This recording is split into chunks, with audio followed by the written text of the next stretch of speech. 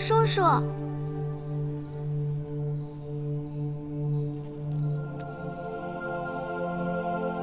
母亲说，无论是病了、伤了、饿了，只要不是死了，就要吃东西，吃饱了，有了力气，才有希望。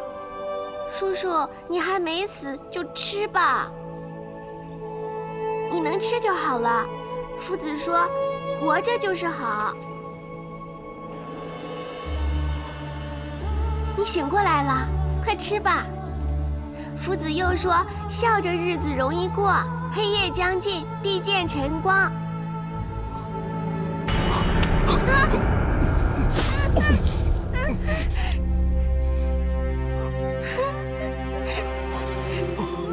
吓坏你了吗？不是，你把我母亲给我的蒸饼都吃了，我也饿。叔叔，你没事吧？年纪小小的，倒是心善。你夫子还教了你什么？夫子还说，富亦乐，贫亦乐，甜亦乐，苦亦乐。是叔叔不对，你饿了。我想起我的家人，周夫子说过，心善至坚，那什么事情也不用怕。我会的，我不怕，我一定能再见到我的家人。你赠我10两，我赠你6字。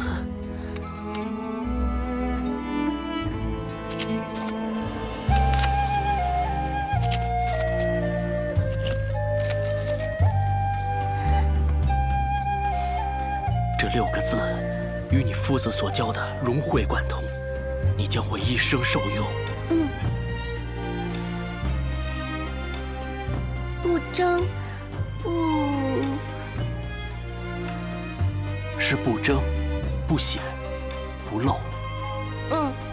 不争，不显，不露。对。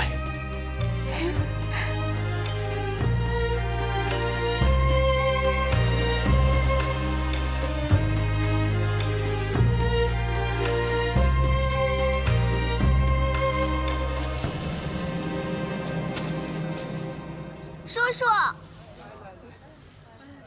叔叔，叔叔。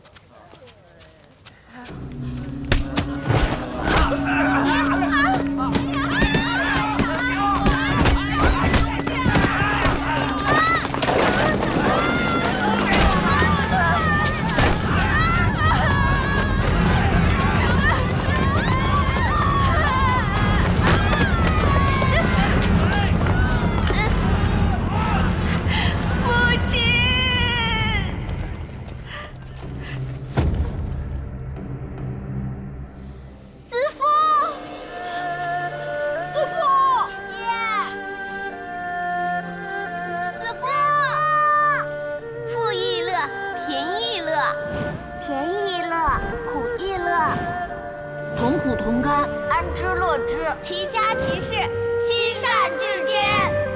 母亲，苦亦乐，贫亦乐，甜亦乐，苦亦乐，同苦同甘，安之乐之，齐家齐事，心善至坚。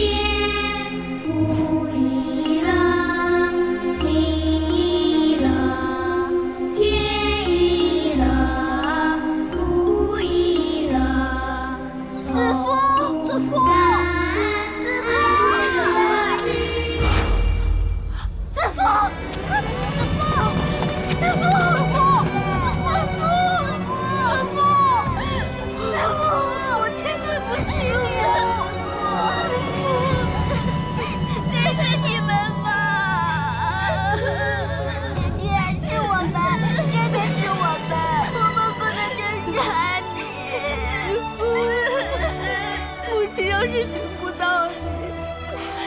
这辈子也难心安。我们是一家人，无论多么苦都要在一起过。以后我们谁也不能丢弃谁。我们一家人心连心。姐姐，我不跟父亲，我要跟着你们。真的，你们姓魏，我也姓魏，我以后就叫魏青。哎呀，不愧是侯府啊，够气派。可是，柴火怎么那么少啊？够煮汤还是够烤鱼啊？啊，这后厨里柴火一定要够多，知道吗？舟车劳顿，最好睡一觉。哎，拿个凳子放在那儿啊，以后我累了呢，可以躺在那儿睡一会儿啊。哎，快去啊！诺。哎，都做事啊！哎，别老看着我了。诺啊，做事。管事大叔，怎么了？乳蜜用完了，还你。哦，你我是新来的。不，我是不是见过你？当年平阳县水灾逃难，城郊的树林里。我不知道你说的什么水灾啊？啊？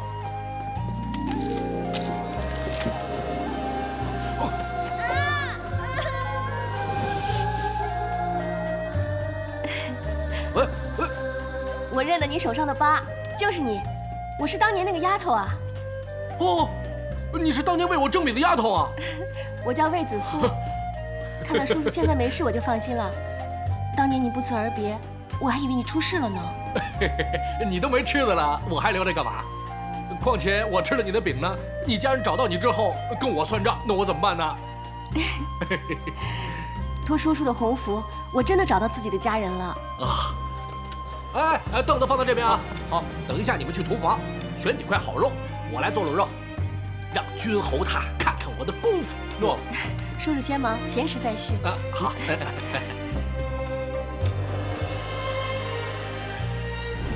苦亦乐，贫亦乐，甜亦乐，苦亦乐。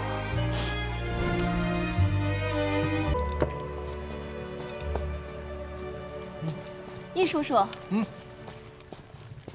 你怎么还没换武艺啊？我一直在忙着。他们又在使唤你做这做那的吧？没有，大家都在忙，我便多尽点心。这橘皮能化痰清喉，媚秀姐该何用？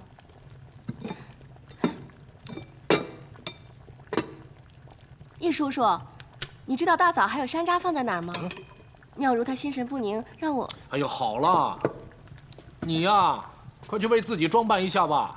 我见他们平日里就对你百般嘲弄，现在该你要预备出场了，他们又使唤你做别的。哎呀，你何必为他们这么劳心劳力的呢？子夫本就是婢女一名，这些本该由我来做，是因为之前我的好姐妹沈家拉着我一起报选女乐，又无端被选中了，这才成了下品歌姬。再说了，我也只是一个候补的，根本就没有机会现眼。哎，找到了。你真的甘心当一辈子婢女啊？世事皆有机缘，若没遇见，也甘之如饴。只要一家人能在一起，安之乐之就好。当然了，还要加上不争、不显、不露，才能一生受用啊。哦，果然是个受教的丫头啊！我跟你说，你的眉目灿如日月，将来平阳府都藏不住你啊！长厨的，皇上已经进城了，公主问一切是否准备妥当了。哦，那你快去，别妨碍我啊！哎，快！哎，我这边一切都准备妥当。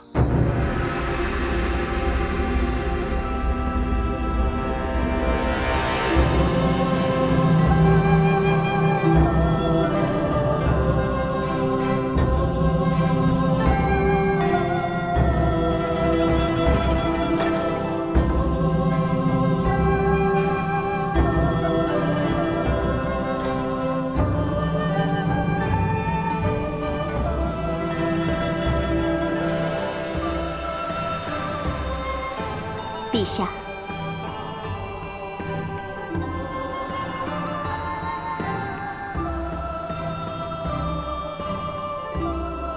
陛下亲临。你可知道韦姐的，替你忙出忙进了整整1天。姐姐何必着？像平常一般家宴就好。我只想弟弟心里欢畅，能开怀快乐一番。姐姐费心了。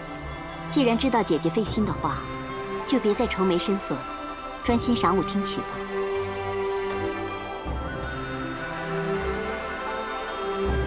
只是来到这里，看着这群美貌的女乐，朕反倒想起齐郎跟朕提起的一个女子。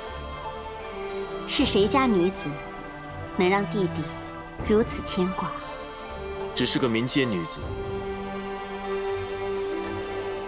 却有容纳天下的胸襟。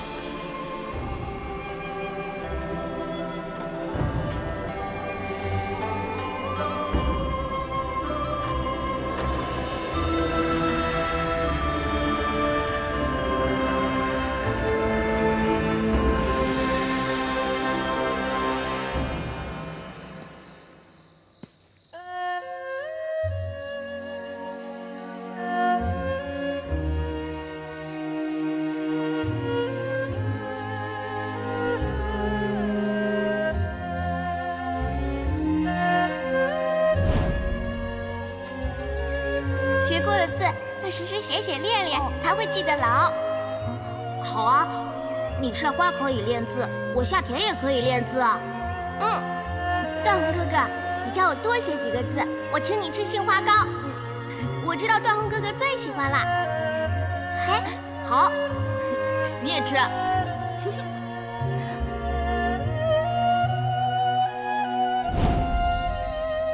关大哥，关大哥，怎么不入偏室进山？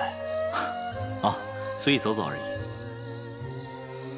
哎，大叔，这里可有姓魏的大娘？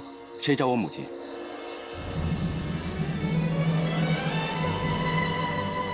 你不会是郑清吧？我是段宏哥哥。段宏哥哥，段大哥，段大哥，没想到在这儿见到你。我现在不姓郑了，改跟母亲姓，我叫魏青。哎，那你姐姐子夫呢？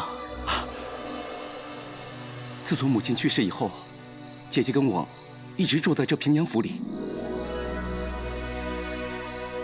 我没给你选那些繁重的珠翠，怕压着发髻，法令您紧张。平日那些上品的姐姐可嚣张了，今天个个都垂头丧气的，皇上一个都没看上。乖女儿，这可是你的大好机会哦。待会儿到你献艺的时候，记得别人俯身你就抬头，弄点花样让皇上看见，知道吗？快出去，快出去了，到你们了，快点出去。走吧。子夫，我有点害怕，我觉得我好像说不出话来了，腿好像也动不了了。别怕，你跳得那么好，有什么好怕的？就是，别怕啊！哎呀，你别妙如管他了，待会儿啊，好好跳，千万别紧张啊！你没事吧？我难受。后来啊，我们就长大了，常总管看我们还算机灵，就把我们分配给平阳侯府办事。现在姐姐该忙着帮大伙装扮，准备上场呢。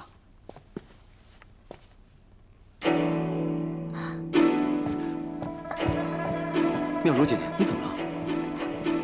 我不舒服，好难受。我姐姐呢？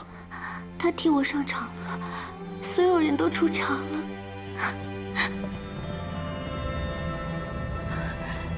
你不是说没机会上场献艺吗？妙如身体不舒服，我顶替她的。你就这样登台献艺啊？出差呢？挂饰呢？我匆匆换了舞服便赶过来了。没关系，反正我只在后面敲磬，不引人注意，别坏了他们演出就好。哎呀，你只会为别人着想，也该为自己打算一下啦。哎，你就算是站在后面，你也不能这样上去啊，是不是？佳儿，你一定行的啊！别紧张啊，快去吧。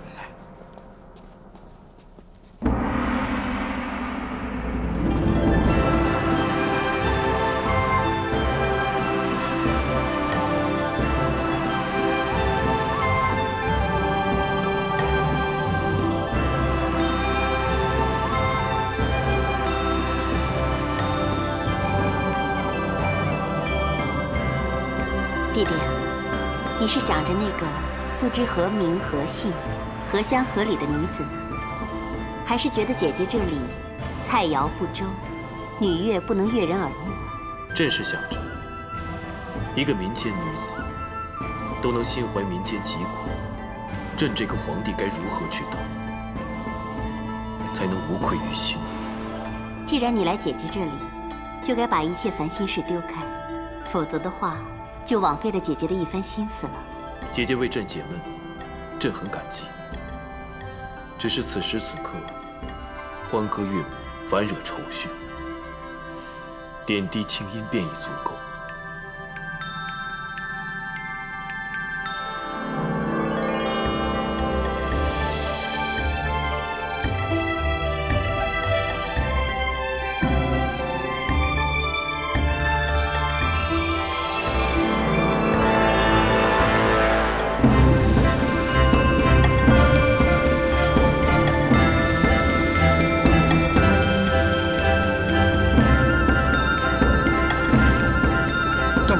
叫庆的那个就是我姐姐。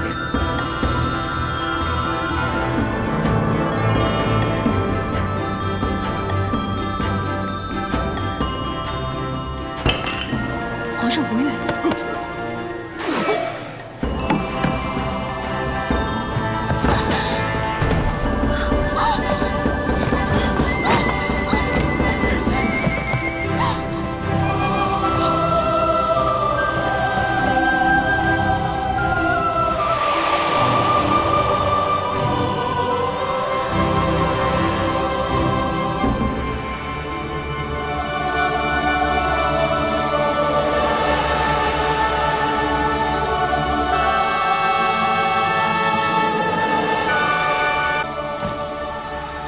你们学艺不精，扰了皇上的雅兴，还不快求皇上恕罪！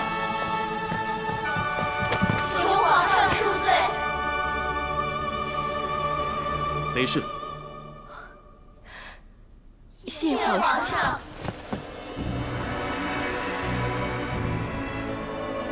弟弟啊，累了吧？去歇息吧。姐姐会给你找一个心灵乖巧的，去侍奉弟弟更衣。好。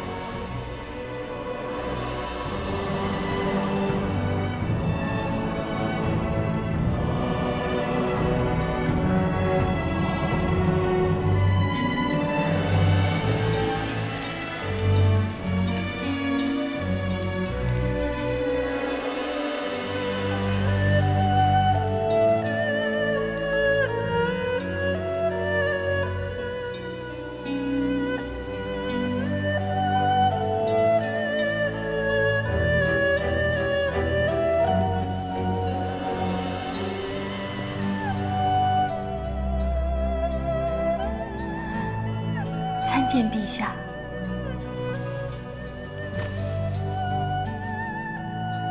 起来吧。谢陛下。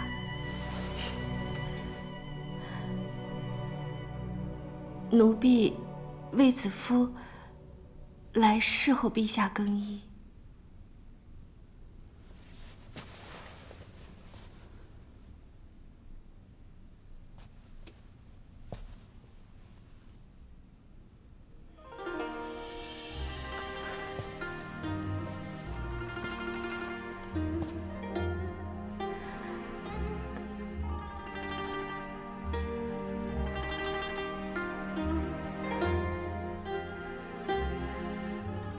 别怕，奴婢只是一介民女，第一次面对天子威仪，实在是无法不怕。天子威仪，有这么可怕吗？陛下受命于天，统四海之图计，掌天下之生死，谁不震慑呢？好，答得得体，能言善道。读过书吧？回陛下，奴婢没有读过什么书。你可比朝中的一些大臣更知道何为天子。奴婢只是听君侯和公主说的。哦，听说的。那朕倒想听听，你心目中的天子又是什么模样？那奴婢就斗胆胡言。奴婢觉得，既贵为天子，应心系天下，体察民情。怎么不说了？觉得朕不是体察民情的好皇帝，还是觉得朕被蒙在鼓里而不知情？奴婢不敢。那你倒说说，外面百姓的生活是如何？看朕是否真的被蒙蔽了。百姓苦饥寒，但官员却加以逗弄，引百姓逐今晚。苦饥寒，逐今晚。你怎会知这6个字？奴婢曾受丞相窦婴搭救之恩，以这6个字回谢窦丞相。原来就是你，朕这几日思之念之的人，就是你。上天对朕实在是太好了。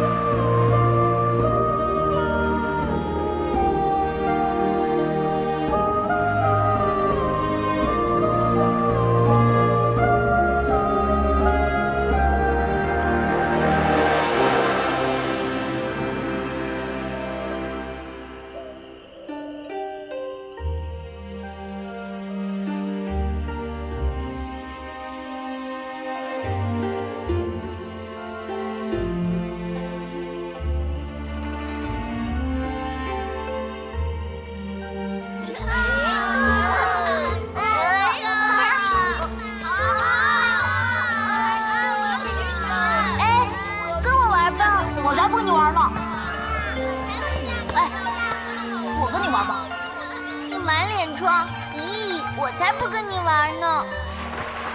大红哥哥，大红哥哥，啊，我跟你玩，我当你的新娘。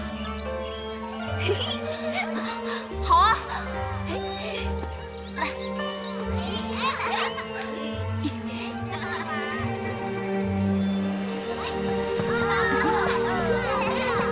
走。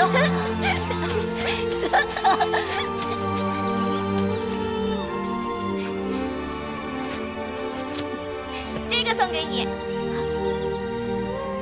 好。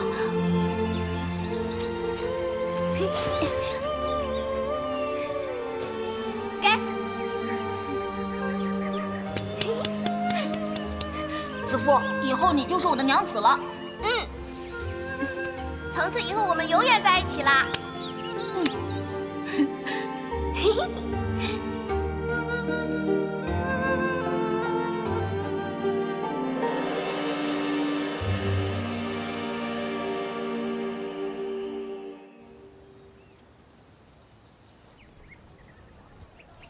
你还在吃这个？我告诉你，就是因为你，我女儿的花容月貌才没被皇上看清。母亲，你别这么说，以我的才貌，能当上个中品就已经是万幸了。你这样说，会被人家笑话的。谁敢笑话你？找我有事吗？我是来找易叔叔的。我想让他做几样意头特别好的东西，赠给子父贺喜。你还贺他？你让他出尽了风头，他应该来感谢我们母女俩才对。哎呀，你这女儿才是叫识大体呢。幸好子父心善，扶他一把，要不然他坏了皇上的雅兴，问罪下来，你们母女俩都要遭殃啊。放心吧，我一定给你做他最爱吃的。嗯，你如果机灵呢，就好好去巴结一下人家。子夫一旦入宫，那就是皇妃了。皇妃？嗯，皇妃？子夫进了宫就是皇妃？没那么容易。你以为被皇上宠幸过就能进宫了？不过是个歌姬，难呐。别到时候啊，飞不上枝头，反而因为被皇上临幸过，没人敢要，嫁不出去。哼，那不就会孤独终老吗？不会吧？是，不会的。子夫心善，会有好报的。嗯。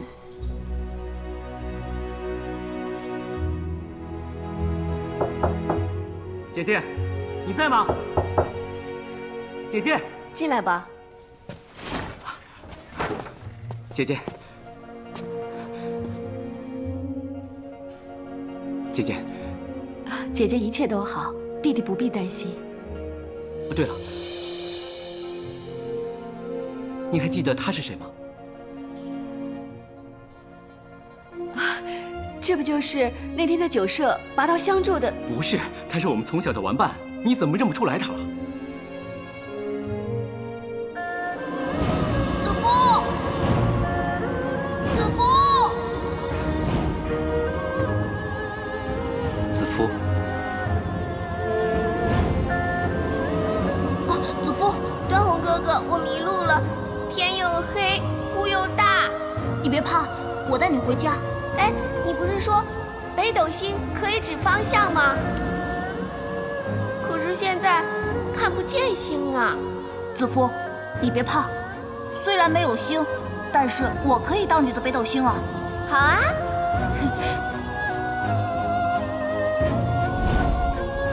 你是段宏哥哥？你还记得？忘不了，忘不了。子夫每当在荒野或者遇到不开心的事情，就会想起段宏哥哥这颗北斗星。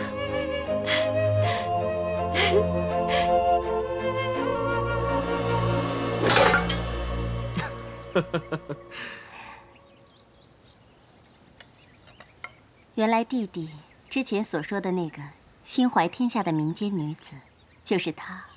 想不到她跟窦丞相还有这样一番奇遇，你说这算不算是天意呢？她有才情，有美貌，有见解，的确是好。好，好啊。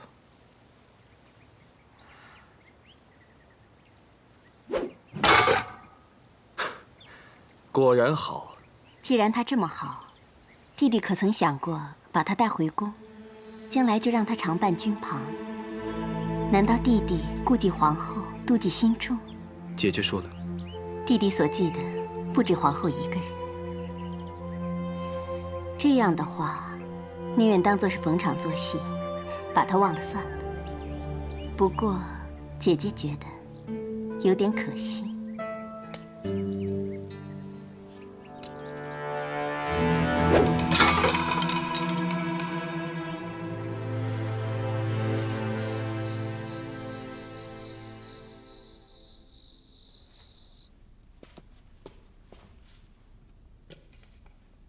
谢陛下，谢陛下，谢陛下。姐姐府上该赏赐的，是否都赏赐过了？陛下，还有卫子夫卫领赏。对，就赐白玉镯一对，翡翠玛瑙串饰各一副，黄金30两。诺。宣卫子夫。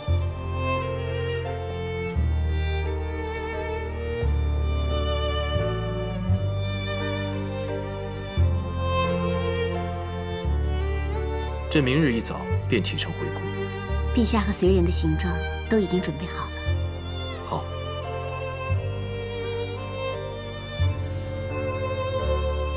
谢陛下。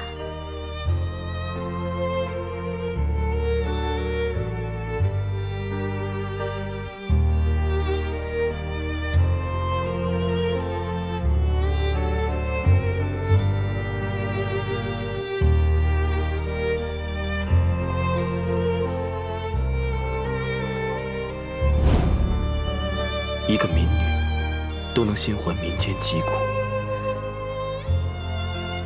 百姓苦饥寒，但官员却加以逗弄，引百姓逐金丸。苦饥寒，逐金丸。朕这几日思之念之的人，原来就是你。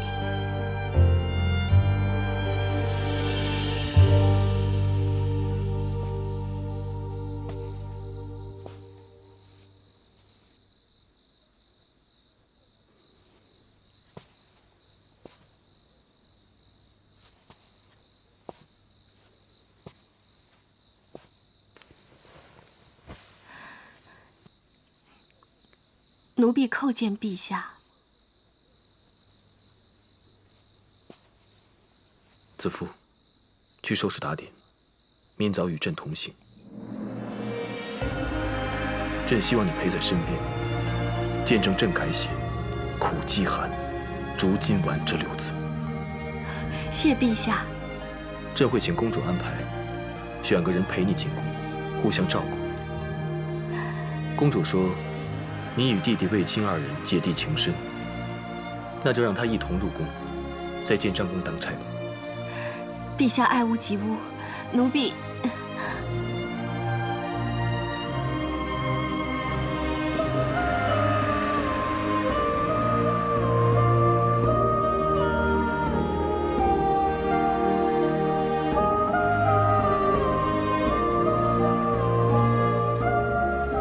今日一别，往后不能再侍奉公主身边，公主的恩德无以回报，请受我们姐弟一拜。都起来吧。卫青，你要尽职尽取，记住，不要辜负皇上的赏识。谢公主教诲，卫青一定谨记。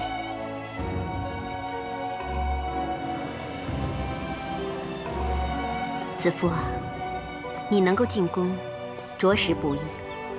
皇上本来有很多顾虑，但最终还是顶着不少压力带你入宫。你以后要好好服侍皇上，凡事要懂规矩。子夫会知进退10分寸。就像这棵桃树一样，我只是播下了种子，能不能开花结果，就看你自己了。子夫明白。卫青，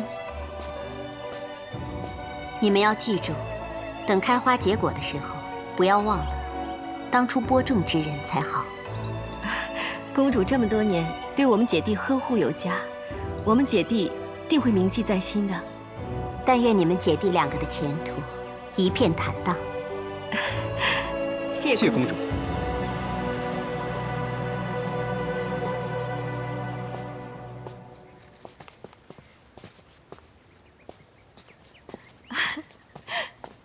段大哥，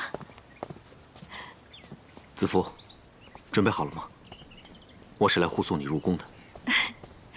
方才常总管跟我说，会有位关大哥来安排我入宫的车马行程，没想到，竟然是段大哥你。我也没想到，竟然会护送自己的童年挚友入宫为妃。有段大哥护送，子夫就像有哥哥护送一样，安心。安心就好。子夫，虽然你入宫以后就贵为帝妃，但若你不嫌弃，这辈子我都是你的段大哥，一生守护你。感谢上天的眷顾，能让我有你这样一位英武侠义又关怀备至的大哥。谢谢你，段大哥。既然你是我妹妹，卫青也就是我弟弟，他此去建章宫当差，我一定会好好照顾他的。那弟弟就拜托你了。段大哥，我知道能进宫当差对卫青是好机会，可是这么多年，我们姐弟俩从来都没有分开过。子夫，我们都成长了，卫青会闯出自己的路，你就安心随我登车启程，穿过章城门，在御河边会合皇上，进未央宫吧。是。祝卫姬以后在宫中诸事顺遂，地宠荣盛。谢段大哥，有劳段大哥引路了。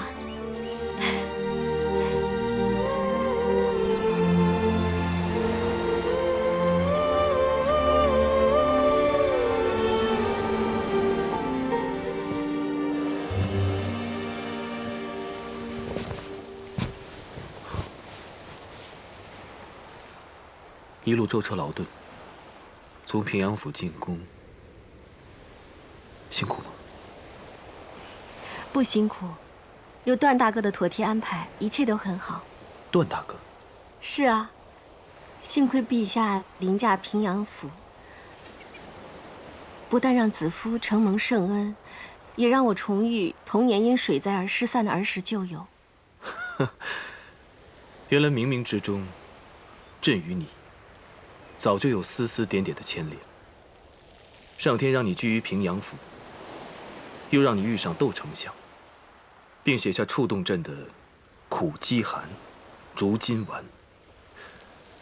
如今你那位段大哥，又是朕的侍卫，朕之前还颇为忧虑，不知带你入宫是福是祸。但是既然上苍都如此安排，看来朕的决定不会错。子夫，你注定就是朕的女人。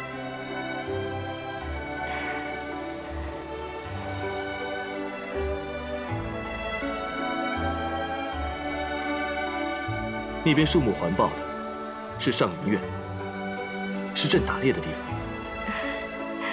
这边的大殿是前殿，是朕上朝的地方。这座宫殿外壁怎么是焦红色的？好美！这是什么地方？这是皇后的寝殿。真不愧是后宫之首的居所。子夫啊，朕虽有册封嫔妃之权，但是皇后仍是后宫之首，朕也得尊重她的意愿。一切听从陛下和皇后的安排。公主也对子夫说过，陛下带子夫进宫，顶着不少压力，子夫绝对不会给陛下添麻烦。能有个像你这样，足以让人掏心掏肺的知己，即使前面有再多的艰难险阻，都值得朕把你留在身边。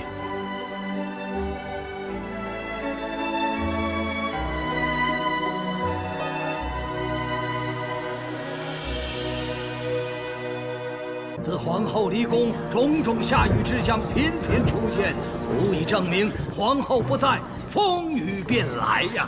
皇后驾到！皇后驾到！皇后请安！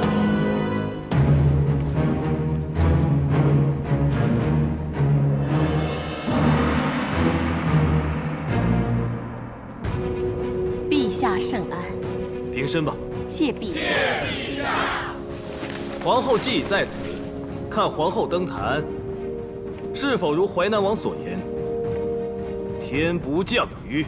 请皇后为百姓，为社稷，尽快离开祭坛。我已请得天神，即将降雨。若皇后出现，激怒了天神而甘霖断绝，岂不是害苦了百姓？皇后于心何忍？是啊，快走，请走吧，快走吧，皇后，请走吧。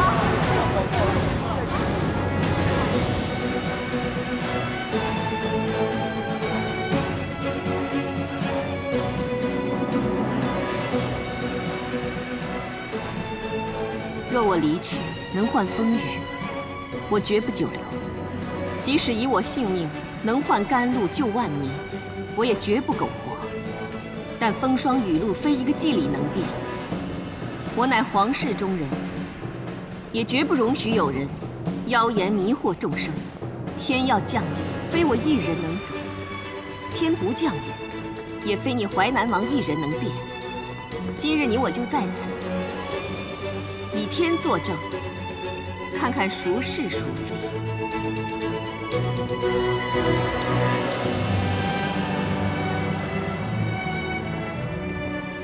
愿上苍保佑我大汉子民，不祸于神鬼。我愿在此雨中同忧同欢，一同恭候甘霖，牧我百姓。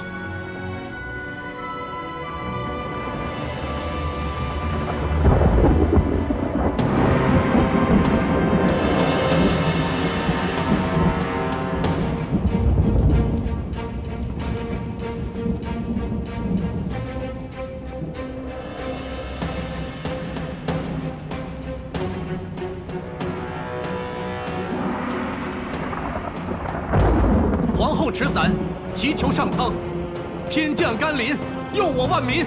还请皇后速速下坛，让我再求太医。皇后持伞，祈求上苍，天降甘霖，佑我万民啊！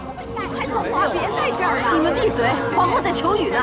走吧。天地大好，别下雨。无论苍天降雨与否，朕都是你的天，朕会护着你。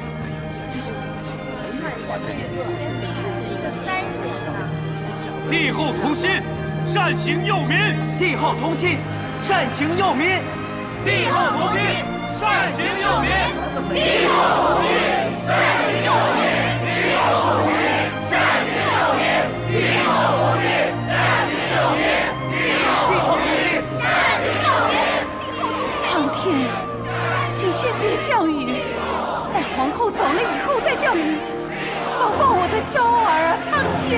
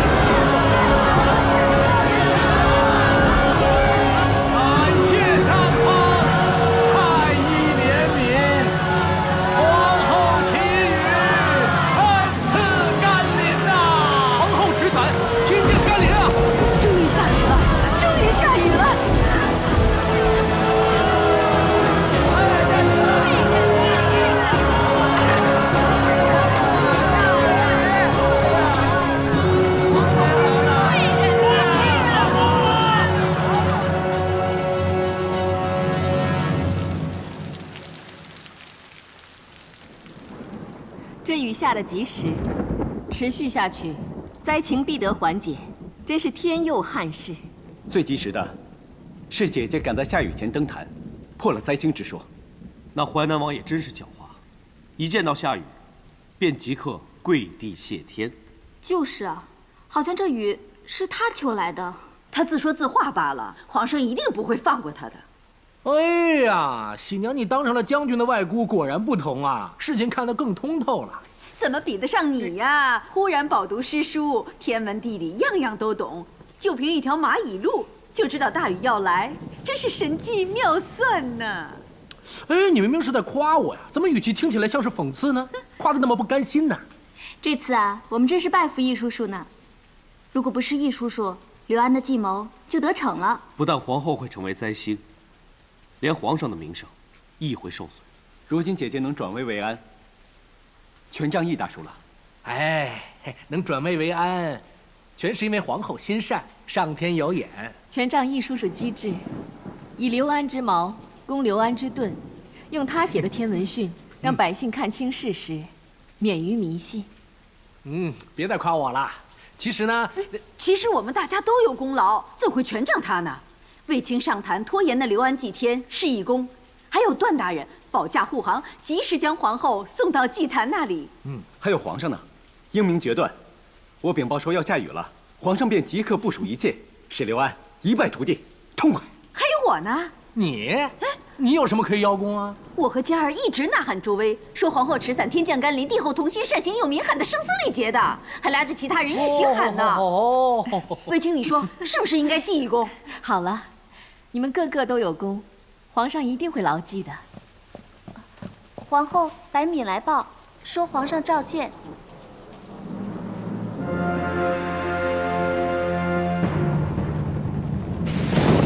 陛下，皇后来了。陛下圣安。参见陛下。都平身吧。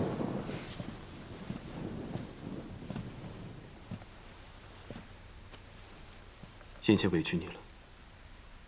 有陛下英明部署，和大家协力相助，不但臣妾保住了清明，连万民也不受迷惑，臣妾不觉得委屈。段宏、卫青，你二人的功劳，真要好好赏赐。臣不敢。陛下，此次最大的功劳，应该归于易叔叔。易寒确实立了大功，若非你及时发现重蚁异动，风云变幻，恐怕皇后就担了污名，汉室尊严都难保了。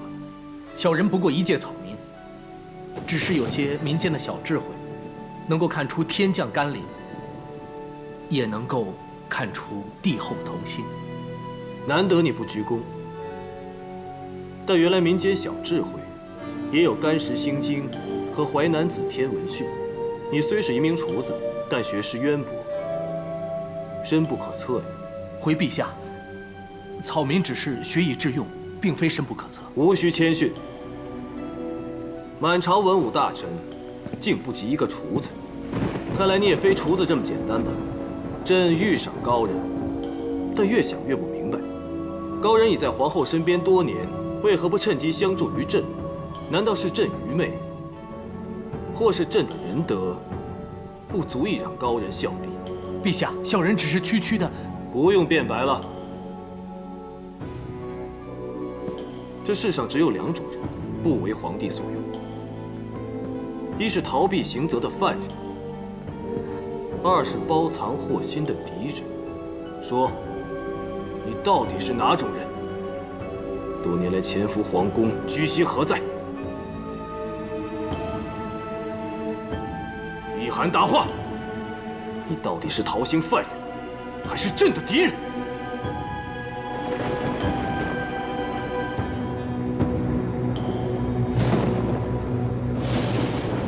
小人不是敌人，是罪人。罪人？小人自觉罪孽深重，没有颜面自报家门，更愧于效力皇天。你有何罪？小人早年得与恩师传授医卜星象、天文地理知识，只怪小人年少气盛，自恃天资聪明，又得恩师眷顾，与师兄斗法险计，虽大胜师兄，却连累恩师受怨，被师兄害死。技不如人，就怨恨杀人，地方官员都不管的吗？罪人不敢欺君。师兄事后虽受诛，但毕竟恩师是因小人而死，所以小人从此起誓，以后隐姓埋名，与世无争，并以火烙之印明志，以切肤之痛，时刻提醒自己。陛下，臣妾愿担保易寒为人。臣妾儿时已与易叔叔相遇，得其不争不显、不露之慧。此后安身立命、待人处事，皆以此6字为依归。不争、不显、不露，确是皇后言行态度。如此说来，皇后统领和乐后宫，易寒也有提点之功了。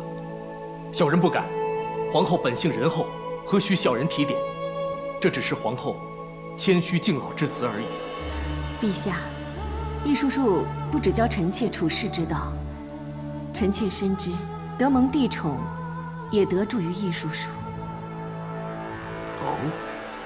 当年水灾后断粮，皇后小小年纪，却将仅有的蒸饼相赠，救小人一命，舍己遗德，叫人折服。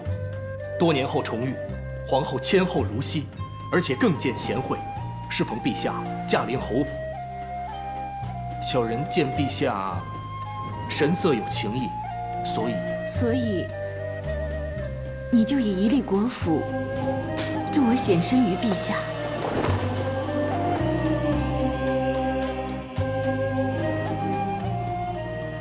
国仆能助的，是舍身为他人者，显其贤德于陛下。只因小人深感皇后之贤，若能在陛下身边，必是万民之福。当日我出宫，易叔叔赠我挂饰，好让陛下发现我，留住我。陛下，易寒不止帮皇后，也教导臣各种行军为将之道。臣远征西域，可以因地制宜而取胜，易寒也是有功劳的。你方才说要与世无争，可为何要留在宫中多年？当年易寒仅为平凉侯府的厨房管事，是公主为了帮姐姐才把她引荐入宫。留在宫中，绝非意涵本意。陛下，皇后早年在宫中屡遇危难，相信意涵是为守护皇后而留下。陛下，臣妾亦敢担保，易叔叔这么多年照应臣妾，绝无邀功之心，更无争权显明之图。你们都不用说了，你自己说。一切皆只因小人与皇后有缘，愿为皇后分忧解困，以报当年救命之恩。本来皇后母仪天下，小人以为可以告老而去，却与皇后遭奸人所愿，背负恶名，小人只好为世登坛。陛下，意涵虽隐瞒身世，但臣敢担保，他对陛下忠心。这次若非意涵洞悉淮南王诡计，并及时登坛揭穿，皇后恐难洗不祥之名。这次意涵洞察先机，确实功不可没。既然你熟知天文，朕就封你为太史令。谢陛下隆恩，但小人只求皇后免于奸人所陷，百姓远离迷信蒙蔽，能稍减小人为世之咎，戴罪之身，实在愧受封赐。恳请陛下，让小人继续做一名小厨，一赎罪孽。既然你不要功名，朕就赐你宅邸，让你安居乐俗。谢陛下圣恩，小人感激不尽。可是皇后、魏将军与段大人均待小人如同家人一般，居宅福地，又怎比得上与家人团聚？好，那朕就赐你宗籍，除了交房殿住处之外，再命卫青与段宏于府中为你辟事，让你自由进出居住。臣领旨。谢陛下宽仁体谅。再赐你千金。陛下，意涵并非贪利之人。陛下恩赐，意涵拜谢。小人并非贪图赏赐，只是天灾民困，小人欲以陛下赏赐救助孤苦，求陛下恩准。起来吧。谢陛下。想不到你还有这份心，朕就赐你长者之号，再赐单骑安车，并按汉例赐你一盖，以示有功，让你家在善之余，奉旨济世安民。意涵待天下百姓，谢陛下圣恩。安民有功者，朕不会领赏，但祸民生乱者，朕也不会轻易放过。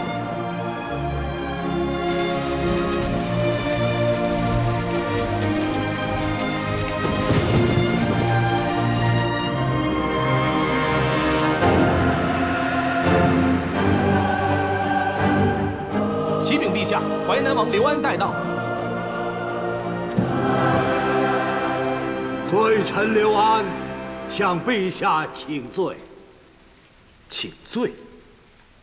擅离封地，迷惑百姓，诬陷皇后，动摇民心，你请的是哪一条啊？臣自负精通黄老之术，略识天文，梦中又得仙师嘱托，为救千万黎民，所以一时情急，闯下弥天大祸。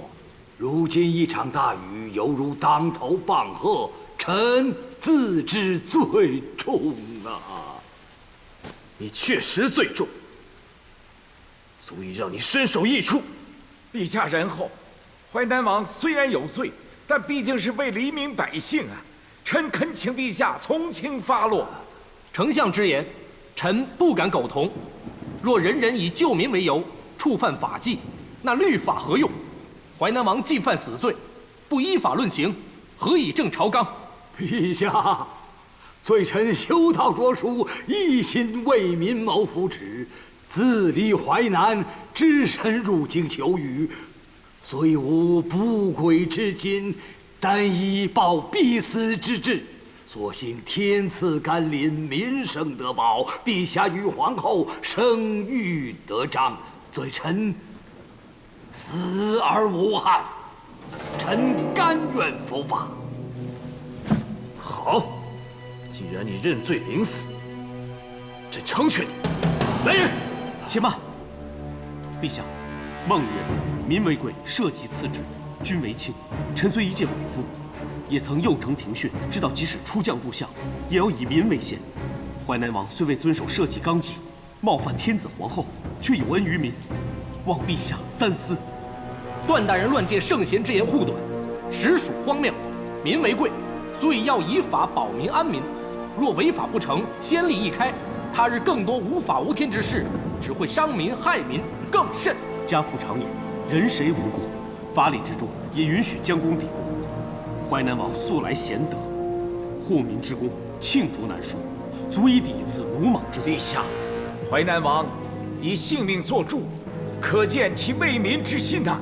况且淮南王年岁已高，只身入京又劳碌病弱，故云老小不当行，请陛下赦免其罪。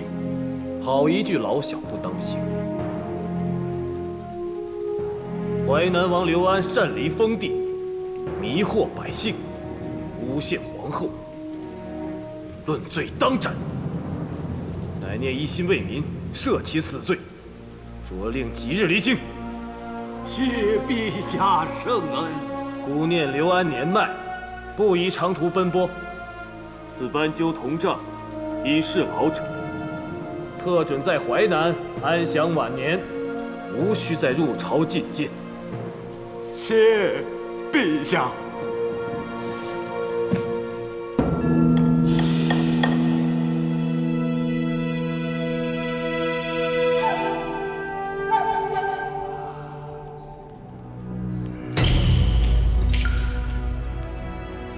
大王，车马已准备妥当，大王可以启程。皇上口说无需觐见，实则是不准我再进京。寡人恐怕以后再也没有机会登此城楼，还请段大人见谅，让寡人再多看几眼长安吧。大王真乃性情中人。段大人不畏天威，为我说情，才是性情中人。段大人仗义直言，请受寡人一拜。哎，大王请起，段宏不敢当。其实段某为大王说情，非因大义，是为思念。段大人有何事请说。敢问大王身上的琥珀小兽，可有来历？段大人是指这个？这事物似曾相识，家父也曾有一个相似的吊饰。是吗？难道寡人与令尊也有前缘？可惜寡人即将要走，无幸拜会令尊呐。段某早年因天灾逃难，与家父失散，段某也期盼着能再会老父。大王可曾记得好几年前，你曾救过一个男子？那人正是以此物相赠，以报救命之恩。那人与我年纪相若，如今想起来却与段大人同姓。是来自平阳县吗？正是平阳县，果是前缘呐。多年之后，此物归回他儿子。寡人来长安，原来冥冥之中是为你而来的。请问家父身在何处？当年这位兄弟身中剧毒，奄奄一息。幸亏大王试尽各种解药，又亲制豆腐食疗，为其解毒。曾听说淮南王孝义，为母调制养生之食，没想到家父竟有幸异常，还因此得救。可惜呀，他康复之后留下此物便告别，如今不知所踪啊。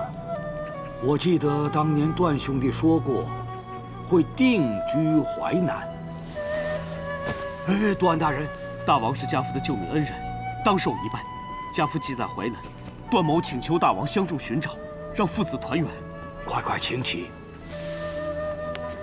段大人放心，寡人一定尽力替你寻父。淮南王恩情，段宏没齿难忘。段大人孝义洞天，只要有我刘安一日，一定尽力遂你心愿。只怕寡人此次回去也是自身难保，到时有负所托。大王何出此言？天威难测，如今皇上才怨我。今日赐我铜杖，不许进京，难保他日赐我毒酒，不让我活命。到时候为向皇上表达忠贞，寡人也只有束手待毙。大王一心为民，却因此次闯京，被皇上误会了。大王虽无叛逆之心，但有兵将城池，也是护身之道。段大人何出此言呢？朝廷准备颁布推恩令，取消爵位封地由嫡长子继承之令，准许藩王分封城池土地于其他子孙。只怕推恩为名，削嫡若藩为实。多亏段大人提点。段宏多言了。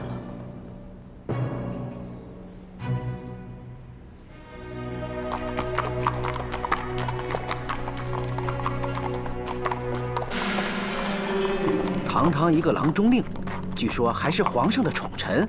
嘿，没想到居然是个蠢材。大王三言两语就让他信以为真了。这有何难？与他相遇是天赐良机。一个小挂饰竟与他父亲拥有的相同。我只是顺势编造与他父亲的关系。哼，骨肉亲情，凡人难断呐。更何况他与父亲失散多年，情之所至，当然属于防备。说什么他也会相信。还是大王为恩人，连削藩之策都透露了。说他父亲在淮南，他以后自然会主动来亲近。他是郎中令，手握长安，守卫重权，能与此人相交，日后必有大用啊！大王英明。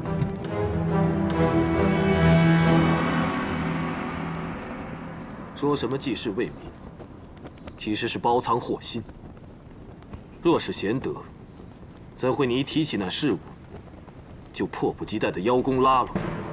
其实臣出身贫寒，家父怎会有这种珍惜之物？是他太过急于求成，也不细想便想与臣扯关系。看来刘安单骑进京，设坛求雨，诬陷皇后，背后肯定有阴谋，且非一朝一夕之事。将一切连起来，臣不禁觉得，当日冠夫与窦丞相所指，有人与田汾勾结谋反，说的就是淮南王。朕也是这么想的，所以才不得不放他走。只怕他以仁德之名，早已与不少朝臣藩王相通勾结，加上他的儿子兄弟还在淮南，不知坐拥了多少兵马粮草。如今旱灾刚缓，边患未除，卫青又快要出征，若藩王再作乱，情况堪忧。陛下这缓兵之计是不得不为。希望这次放他走，能以他作饵，牵出其他乱臣党羽，让朕敬拜良机，一举连根拔起。要不然陛下先前在殿上随便一条罪，都要他死千次万次。只辛苦你配合朕演这场戏，假扮与刘安交好，恐怕日后会给你惹来私通叛党的误解攻击。为国除害，为窦丞相与冠夫报仇，臣誓死不辞。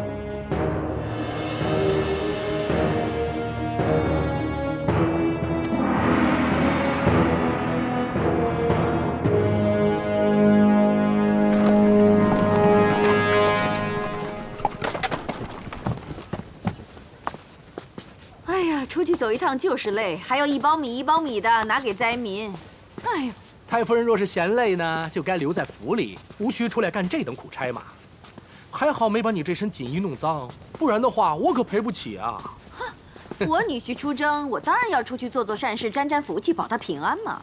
哦，既然如此，你下次就该多出点力。哎呀，这玉镯不错，可以给灾民。这是皇太后赐我的，不能变卖转送，否则不敬之罪，我可担当不起啊。那这耳环，这是佳儿送我的。这发簪呢？灾民要发簪做什么？又不能当米粮吃。哎呀，你这件也舍不得，那件也舍不得，你怎么行善呀？有福气怕你也沾不上啊！方才那些村民还一直说谢谢太夫人，太夫人万福。是，太夫人平常不做善事，如今一做善事就有喜了。呸！我哪有什么喜啊？别以为你是皇上封的长者就可以胡乱说话。哎呀，你想哪儿去了？我是说你的女儿佳儿有喜了。我女儿有喜，谁都看得出来。她肚子都那么大了，还需要你说吗？那你又知不知道她这胎是男孩还是女孩啊？这个你也会算，是男还是女？快告诉我。是男还是女？都是喜，有这么重要吗？你是存心戏弄我，是你先开的头。你说是男还是女？不然跟你没完。说。生了，太夫人，夫人进宫看皇后时，在宫里生了。是男还是女？是男孩，母子平安。哎呀，真是苍天必应，果然积善之家必有大喜。好。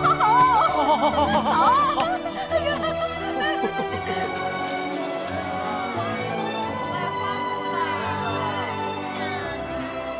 公主，这玉璧若有不满意的地方，小的一定会尽快修改好，按时让公主带回长安。不用，只要再擦拭的光亮明净一点就好了。诺。魏将军班师回朝了，汉军又打胜仗了！太好了，这是天大的好消息。是啊，魏将军骁勇善战，他回长安途中，沿途一定全都是为他高兴欢呼的百姓。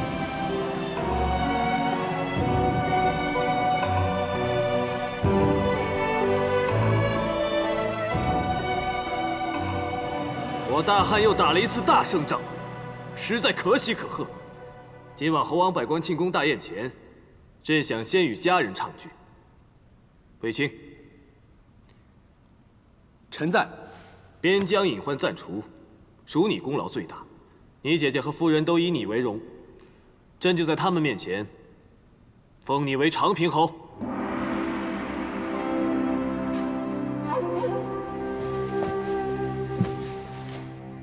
谢陛下圣恩，臣必当竭力尽忠，报效陛下。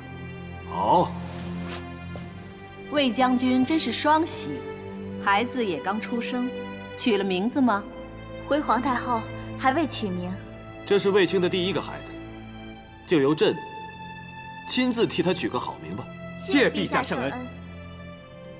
你看，抗字可好？至抗之。好勇正直，谢陛下祝福这个孩子。还取抗的相配之意，寓意他的父母伉俪情深。抗字两个意思都好，孩子就叫魏抗，你们没有异议吧？魏抗很好，谢陛下赐名。谢陛下恩典。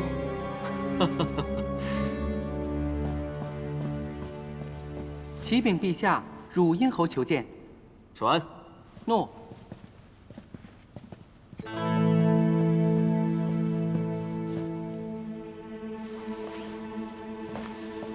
汝阴侯夏侯颇，参见陛下。免礼。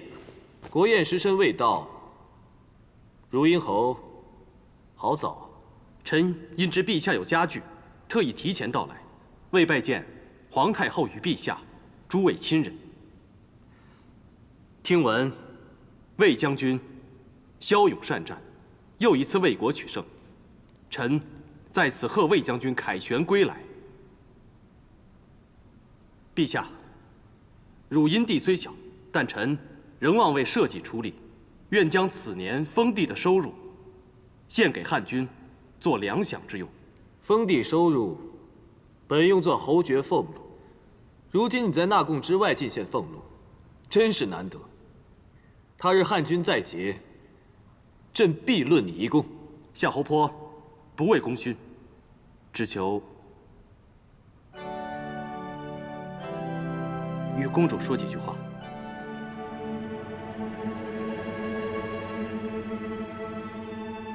说吧。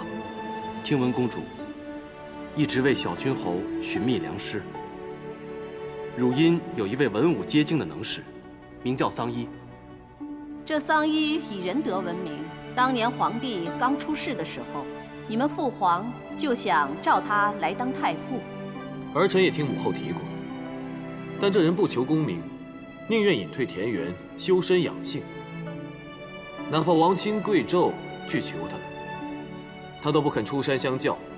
臣已说服这位贤士，到平阳县做小君侯的老师，此来公主就可安心，务须再为小君侯忧心，而奔走于长安、平阳两地，心疲力竭。这可真是厚礼啊！从来侯王上贡之物都没有你这里珍贵厚重啊！皇太后，夏侯坡斗胆问一问，如果以此作为聘礼，未知是否不够诚意？臣仰慕公主多时，愿一生相互相随。求皇太后恩准，求陛下成全，为臣赐婚。汝阴侯既心系朝廷，又肯为公主分忧，此事朕并无异议。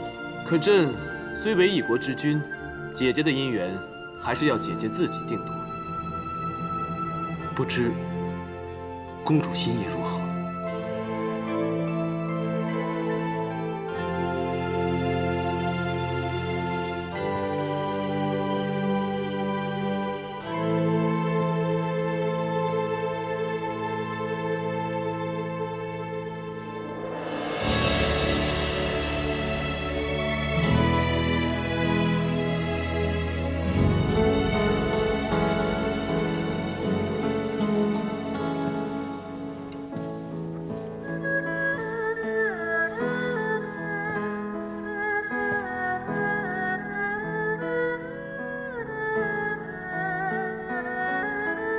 请陛下成全。准奏。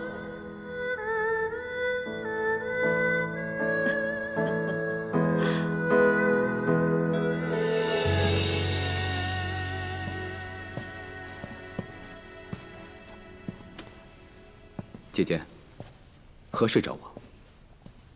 弟弟坐吧。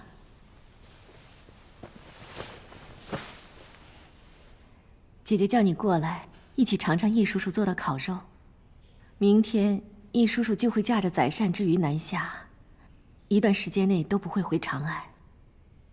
我还记得当年我被诬陷杀人，秋雨夜听，公主好像就是想以易叔叔这烤肉讨皇太后欢心，为我解困吧。公主为维护我们姐弟，多次无辜受牵连，也在所不辞。今日公主就要离开长安，远嫁汝阴了。嫁得这么好，我们该替她开心啊！